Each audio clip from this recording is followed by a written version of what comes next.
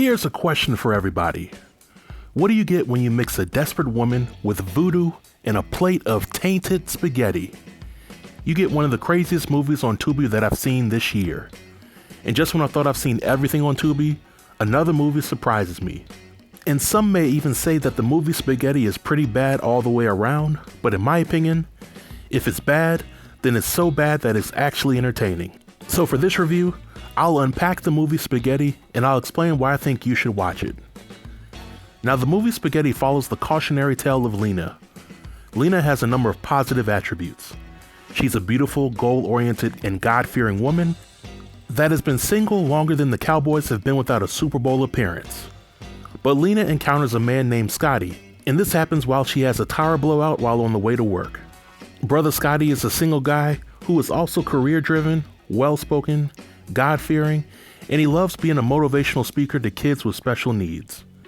Now, Lena isn't the nicest person to Scotty when they first meet, but after she watches him talk to these little kiddos, she becomes intrigued. So Lena eventually agrees to go out on a date with Scotty, and this is despite noticing several red flags. The first red flag is that Scotty had her car towed to her home and tire replaced without anybody asking him to do it. One has to ask themselves, how did Scotty know where Lena lived, and how did he know that it was okay for him to do all that for her? But the second red flag was that Lena tried to do her reconnaissance on Scotty prior to the first date, and she couldn't find anything except his motivational speaker website, which is a huge red flag, given that in today's day and age, most grandparents have some trace of existence on social media, and Scotty had none. And the third red flag was that she barely knew anything about this guy. Sure, he helped her out with her car, and yeah, he likes the kiddos, but because she was blinded by physical attraction, she opted not to continue doing her due diligence and finding out more about this guy.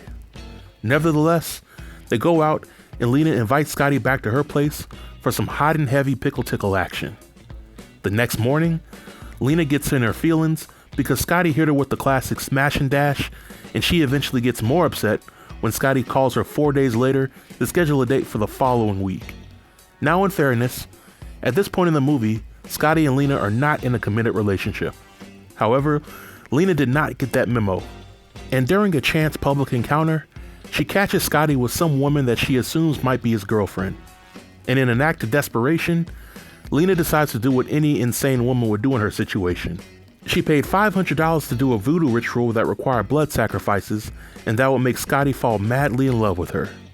But what Lena didn't count on was how her actions would unlock the real Scotty, who was a cold-blooded master of unaliving anybody in his path.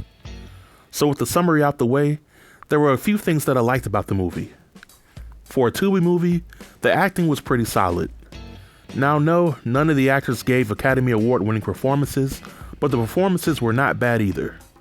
Furthermore, despite the movie's flaws, there were a number of jaw-dropping moments that made the movie entertaining, such as the last blood ritual that Lena had to perform while using the pot of spaghetti sauce. That right there was a huge WTF moment, but I couldn't stop looking at the screen. And the pacing of the movie seemed to be on par with the movie's runtime. However, there were a few things that I did not like about the movie. First, there was a love scene between Scotty and Lena, and it's always been a pet peeve of mine to see these actors make love while fully clothed or noticeably wearing their underwear, because I just can't sit there and pretend like I don't see what I see. And I'd much rather that they exclude the scene altogether than just half-ass it. Next, there's the decision to turn Scotty into a villain.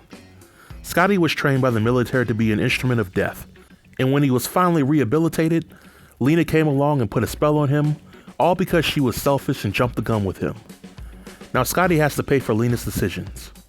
But finally, how Lena and her crew came off as lackadaisical after nearly getting all their Christmases canceled by Scotty reminded me of those cheesy 90s movies where the main characters would survive an intense final battle only to make light of the situation in the end. To me, it didn't fit with the tone of the movie. But nevertheless, I would still recommend this movie as a must-see, and that's the end of my review. If you have any comments about this review or the movie, feel free to comment below and I'll reply to everybody. Until next time, stay tuned and stay safe. Peace.